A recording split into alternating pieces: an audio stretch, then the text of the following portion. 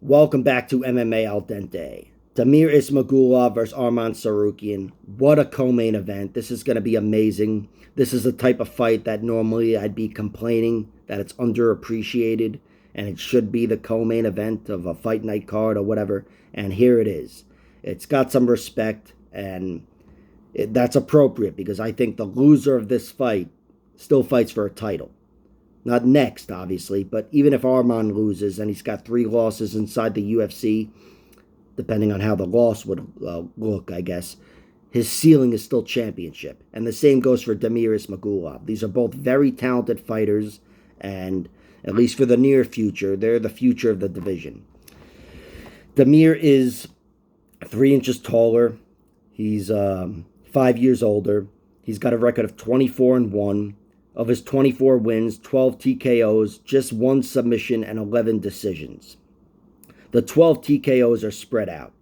Anybody, I guess the majority of them are in round 1, but all of those wins, every one of them in round 1 is over garbage. Just pure garbage. No offense if you're watching this and you lost to Damir Ismagulov. But he's taken out a bunch of good fighters via TKO down the stretch, the majority of which come in round 3. There's one even in round 5. He's definitely, he's got some nice finishes, but overall, he's not a finisher, not at the UFC level. He's trending towards being a point fighter, no doubt about it. He's 5-0 in the UFC with 5 decisions, and even though he's faced some really good competition, and not a lot of these guys are too breakable, he still hasn't found a finish in 5 victories. So, I think it's trending one way, but there's no problem with that, because, you need to be able to win the point battle when you're fighting excellent fighters like this. His 1 loss was to a guy named Ramazan Esimbayev, a solid Russian fighter. It's a fight I have not seen, but I've seen the highlights of. There's a video on YouTube, and it looks like Esimbayev out-wrestled him slightly. Seems to have been a very close fight based on the questions the interviewer was asking Damir. But Damir was still gracious in defeat. It seemed to take it well as a learning experience, because he was clearly a lot younger there, and I'm sure it's only helped him mature, because he hasn't lost since, and now he's got a damn perfect record, damn near perfect record of 24-1. So he's an awesome fighter and one of the top guys in the sport right now. He hasn't shown too much vulnerability. I did think Guram Kutateladze beat him, but that's it. Every other win is legit. The Guram fight was still razor thin, though. Could have gone either way. I've seen it twice. I scored it twice for Guram Kutateladze, but I see what everyone else sees. Damir was very much in that fight, and, he's a problem for anybody. He's a very tight striker, defensively and offensively. He has great striking, laser accurate, and straight punches. He throws great straight punches, and that is the difference in pretty much all of his fights, and if he wins, that'll be the difference here, because Arman Tsarukyan is not Mr. Straight Puncher. He's more of a power puncher. He's not some wild guy like Rinat Fakhretdinov. He is much more technical, but still, it's a little closer to powerful on the spectrum of power to technique. Arman Tsarukyan throws with intent, and he mixes shit up very well. I feel like for a guy who's got a reach and height disadvantage here, I think he's very much in the point battle on the feet against even a guy like Damir Ismagulov, because he's athletic, he's stronger and more agile. Arman Tsarukyan is able to close the distance with his athleticism, I suppose, and he's got really good striking. Mixes shit up well. I love his body shots. I love them. I also love his head kicks. He's got really nice striking overall. Hasn't produced too many finishes inside the UFC, but outside the UFC, right before he came to the UFC, he picked up some nice wins. Got 2 third-round knockouts, clean knockouts over former UFC fighter Felipe Oliveri. Caught him with a big head kick off a combo, knocked him out cold. And he took out a solid Japanese fighter, Asian market fighter, Hayatan Wu. And he got him in the round 3 with a spinning wheel kick. Or spinning back kick. I don't fucking know. I don't know how to do either one of them either, in case you can't tell. But it's nice to see, at a high level there, his power. He carries it deep into the fight. and also his striking. I mean, he looked very technical there. So I think I have a lot of respect for him. Had a lot of respect for him coming into the UFC, but since he's made it, he's only proven himself many times over, in victory and in defeat.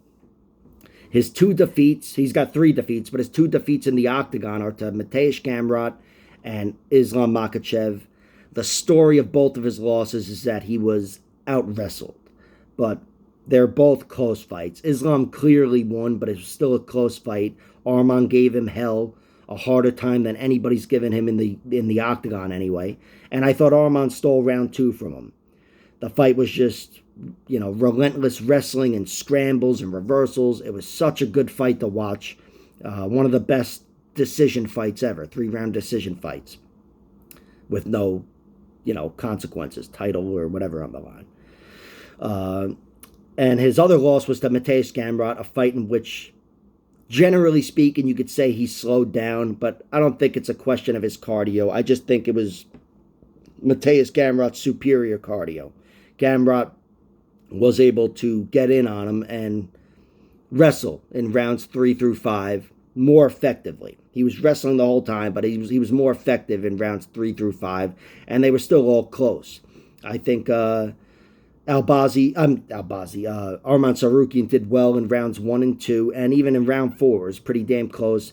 That decision could have gone either way. But the story of the fight is Gamrot outlasted him and, outpointed him by riding him a little more towards the end of the fight.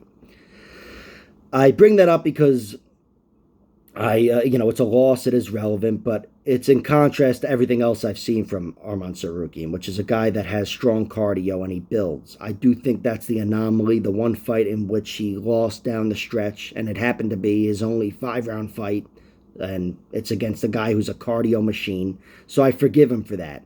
I think he's shown enough inside the octagon and outside to have strong round 3s, where I think I trust his cardio. It's been there against Olivier Aubin-Mercier. He didn't really need it, but he shut down Davi Ramos, prevailed against Matt Frivola. It was competitive early on, even though he won every round, but the 3rd round was not competitive.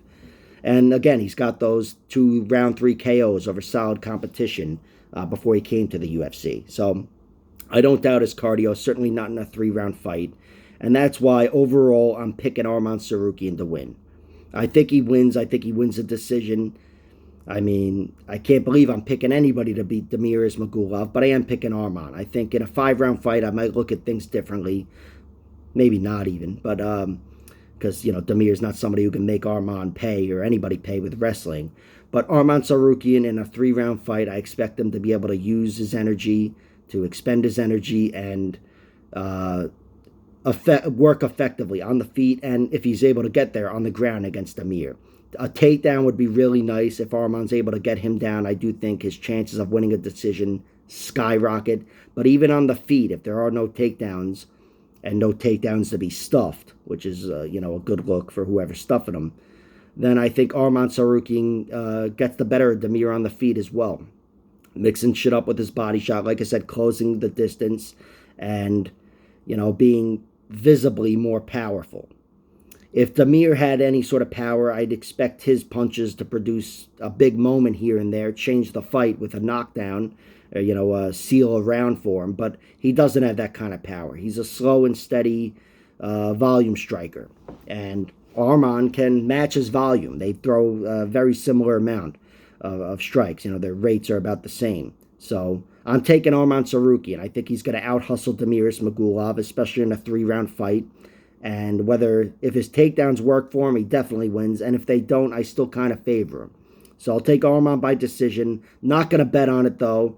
His money line is minus 190. His decision line is plus 125. To be honest, I see the most value in Damir Ismagulov by decision at plus 225. I haven't bet that because it goes against my pick, but I'll get drunk enough and I'll bet on that.